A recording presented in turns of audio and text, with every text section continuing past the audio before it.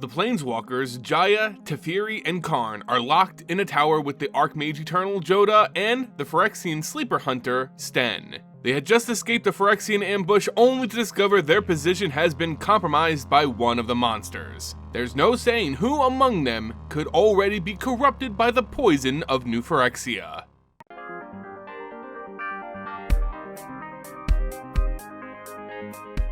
Hey everyone, I'm Simon here for the Aether Hub, bringing you more Magic the Gathering lore. Today we continue with the story of Dominaria United, with the main storyline following our planeswalking heroes as they work with powerful figures of Dominaria to root out potential Phyrexian sleeper agents. The new Argivian diplomat, Stenn, has brought the group to his safe house, a watchtower designed to contain a Phyrexian threat. It's now up to the group to determine if there's a traitor among them.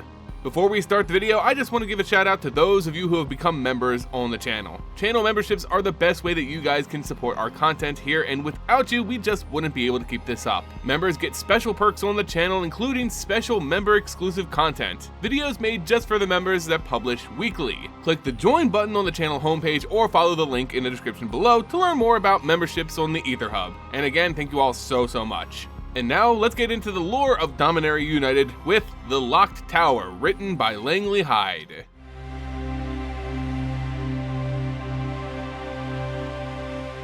Karn has been given the key to unlocking this tower, for it's only he who's free of the corruptible influence of Phyrexia. Though Karn was close to being completed in the past when he was hailed as the father of machines on New Phyrexia, thanks to the sacrifice of his friend Venzer and the implementation of his spark into Karn, the artificial planeswalker is now immune to the glistening oil that creates sleeper agents. Stenn, who was sent by his kingdom of New Argive, has full knowledge of the Phyrexian invasion on Dominaria. His king charged Stenn with tracking down potential sleeper agents, which brought him directly to those corrupted Benalish knights who attacked them at the peace negotiations. That incident alone has put Stenn on high alert. Anyone could be a Phyrexian agent, even these heroes and planeswalkers. In locking down his tower, he's ensuring no one can leave until they're cleared of suspicion. Karn, Jaya, Teferi, and Jodah all have long histories together. Jaya and Jodah were at one time a couple before the ages separated their lives. Teferi was but a student of Urza when Karn was born, being there at his creation and technically being older than the Silver Golem. Karn, of course, has worked with all of these planeswalkers in the past, but has always felt disregarded, looked at as more of an item rather than respected as a peer. Of course, with his design, he doesn't lament on these feelings, nor does he allow them to cloud his judgment. He would put each of these people to a test in order to root out any corrupted among them.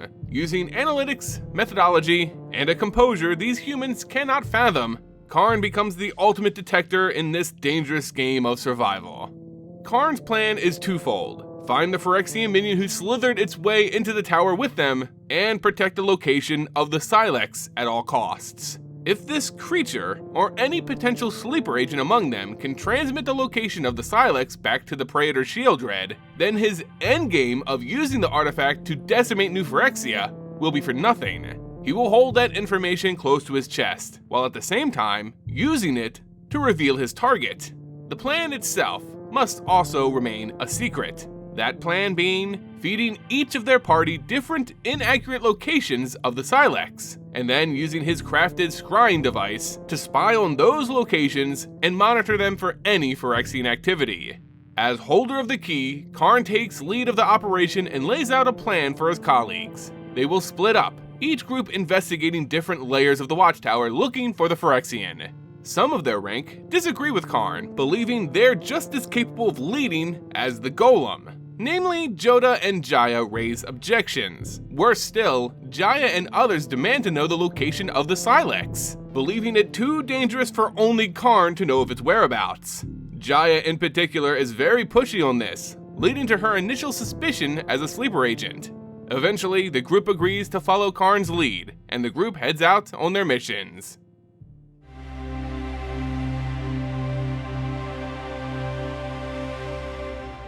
Karn and Teferi retreat together to the lower levels of the tower, entering an area of copper pipes and unused ventilation material, storage for the waterworks of the watchtower. Karn was first to spot something out of the ordinary, following the dripping of blood from the above pipes. he discovers a chunk of black flesh growing as if a living thing, unreal eyes and teeth vibrating just beneath its dark skin.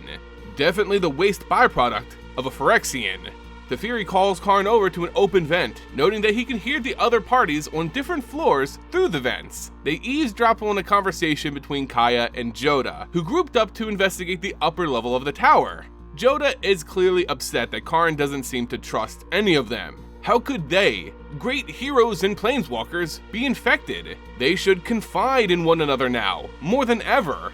Despite Jaya's previous protest, she pulls Jodah back, saying that Karns Plan is the one they should trust, just as their voices begin to fade. Teferi notes that if sound travels this easily through the vents, then there's no doubt that a Phyrexian can use them to travel between the different levels very quickly. Karn begins to follow the tink, tink, tink sound of something metal scurrying within the ductwork, talking with Teferi about how it seems that he and he alone seems to be the only ally not to verbally put down Karns' plan or his secrecy. Teferi admits that in the past, he saw Urza use Karn as a tool, and even he didn't think of the golem as he would a person. He was less thoughtful in his youth, something he wants to correct moving forward, firstly by trusting Karn's judgment and opinion. Karn appreciates the kind words. He confides in Teferi, saying that even he cannot watch the Silex continuously, revealing that he's hidden it away in a sea cave below Dominaria West. Teferi is honored by Karn's trust, just as they hear Jodah screaming from the above floor.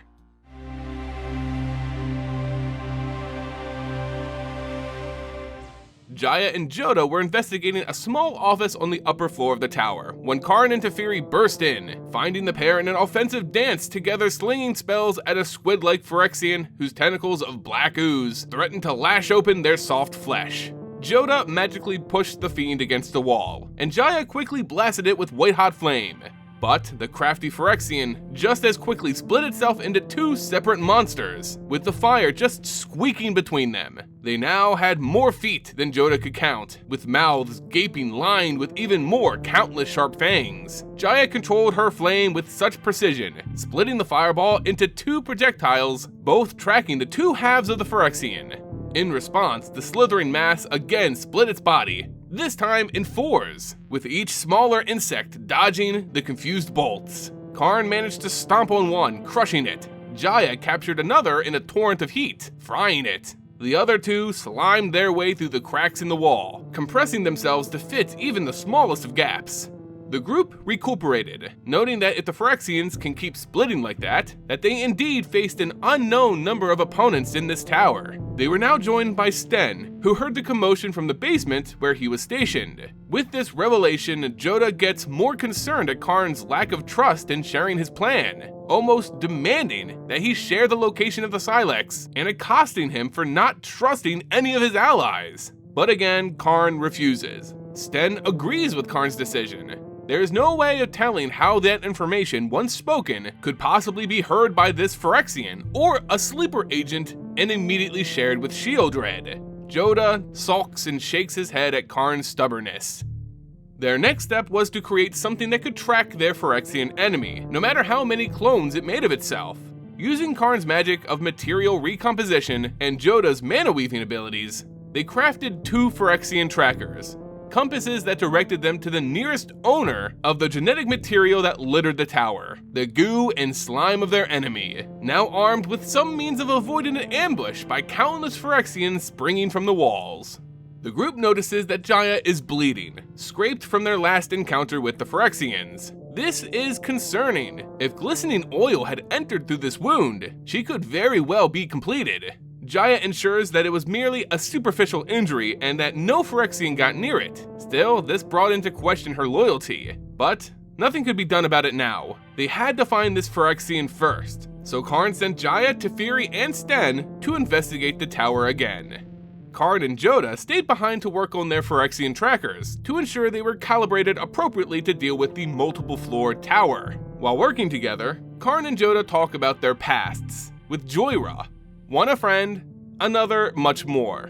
Jodah admits being ageless may have left him arrogant over the years. Karn, on the other hand, sees no way around it. They must be partners in this venture.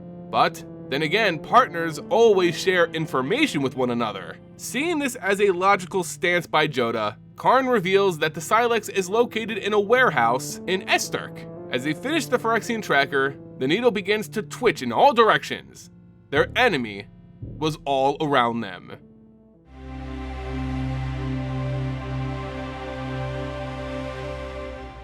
The walls surrounding them, making up the entire tower, were moving, alive with Phyrexians. They jumped out and attacked Karn and Jodah. Karn was able to move his body in response and defend a weakened Jodah, whose magic was still hampered from the teleportation spell that brought them here. Jodah managed to blast a few in a spell of pale light, while Karn muzzled his opponents, ripping several in half. Still, it wasn't enough. With Jodah swarmed in exhaustion, Phyrexians clinging to the mage's cloak, they just couldn't fend off this many enemies. The Phyrexians with dark, impossible lashing tentacles and chittering mouths seemed an endless sea of black, writhing oil. It was hopeless. Until Karn felt the sweet kiss of heat glance his back, unharming to his solid metal body. The monsters screeched at the intense flame, being seared to nothing. The fire licked the back of Jodah's cloak, being mindful not to burn the mage, but merely sweep the Phyrexian leeches from his back. They were saved by Jaya. While Stenn arrived with the pyromancer, Teferi had lagged behind on the upper level. Stenn stays behind to lend aid to the tired Jodah, while the others rush to find Teferi. Jaya and Karn left to find Teferi, and while running together, Karn confides in his ally, praising the Planeswalker's skill with fire magic, a potent spell that seemed highly effective against their Phyrexian adversary. Karn says that he cannot believe any mage of her prowess, with such an ability to dispose of the enemy, could ever be a Phyrexian sleeper agent. Admitting that keeping the location of the Silex to himself could be disastrous, he shares with Jaya that it's hidden in Sokata. Jaya thanked him for the information, noting that none of them were safe from Phyrexia. Not even Karn, Venser's spark or not. When the pair arrives on Teferi's level, they burst in and are greeted with a grisly scene. Teferi is hunched over, holding his abdomen, with a large, lurking spider-like Phyrexian towering above him. Its hooks were deep in Teferi's flesh. In a flash, Karn moved his large body forward, using it as a battering ram and slamming the Phyrexian against the wall. Its hooks ripping, being pulled from its anchor in Teferi's flesh, causing even more damage. Jaya bathed it in white-hot flame, its black ooze-covered body boiling and leaving nothing but a stain against the wall. The group again comes together hearing the commotion. Teferi is badly wounded. It may not be mortal right now, but without medical help, he would certainly die. Karn suggests lowering the barriers and seeking aid for Teferi, noting that there were more Phyrexians than they could possibly deal with right now. If they lower the barrier though, the city of New Argive would be in peril, and they still haven't determined if any of them had been corrupted. Still, Teferi could very well die. It was an exhausting decision, but as a group, they determined a course. They would travel to the top of the tower, to the Power Stone operating the magic within. The Phyrexians had learned to incorporate themselves within Thran technology. If they controlled the tower, they controlled the Power Stone. Rid the Phyrexian influence there, and they could purge them from the tower.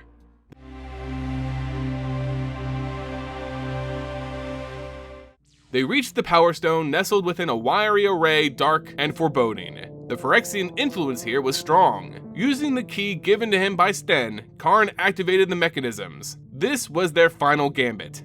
Karn, throughout his travels of this tower, had tested each of his companions, giving them all false locations of the Silex. Information the Phyrexians wouldn't sit on. If one of them were a traitor, they would have searched those areas. Using the scrying device, he kept tabs on each location but found nothing. No signs of Phyrexians. Not even a single creature stumbling upon them. Jaya, Teferi, and Jodah were clean, and that left one. The New Argivian sleuth, Stenn, the Phyrexian sleeper agent hunter, the builder of this tower, the one who trusted Karn enough to hand him the keys to it. He was all that remained. But it was also Stenn who was the most outspoken of the Phyrexians, whose job it was to root them out. Still, Karn had not seen Stenn actually fight against any of the monsters, or even raise a hand in his defense. In fact, they never even attacked him. It was circumstantial at best, but there was doubt. In activating the key, Karn turns to Stenn and gives him a task. If the Power Stone or the Phyrexians were to damage or destroy him, he needed to trust someone would test his allies for any Phyrexian corruption and ultimately keep the Silex safe. It must be Stenn. He reveals that the Silex was hidden in the ruins of Trocaire on Sarpedai. A lie, of course, but all the same, Stenn took the bait. Stenn threw his robes from his shoulders. Surgery lines, previously invisible, deepened in his skin. The buttons on his shirt popped free as his chest seemed to swell and swell only to burst. Butterflying open, ribs splayed. Iron cords poured from his torso's cavity rather than intestines, weeping mucus and blood. His face, before all this horror, seemed ecstatic, as if he had finally found his purpose and fulfilled it. He raised his head, his eyes focused upward, his lips moving as in prayer. Hand-like claws emerged from his eyes and reached around his skull. His metallic intestines slithered across the floor, hooking into the Thran Power Stone, and his entire body stiffened. The Power Stone's light throbbed, then dimmed. As Stenn consumed its energy, his mouth gaped, frozen in a voiceless whisper. He had converted his entire body into an antenna, Karn finally realized, and began transmitting his hard-won knowledge to Sheoldred, confiding in her the Silex's location. Its false location. His Phyrexian arms grabbed Jaya and squeezed, turning her blue and crushing her chest. Karn tore into the wires that made up Stenn's mass, but as he ripped them apart, more took their place. He couldn't reach Jaya. Teferi radiated a spell, but his injury left only a fizzle blue essence that whispered from his fingertips. Worthless. Jodah came to Teferi's aid, during a simple healing spell, the only thing his depleted mana reserves could muster.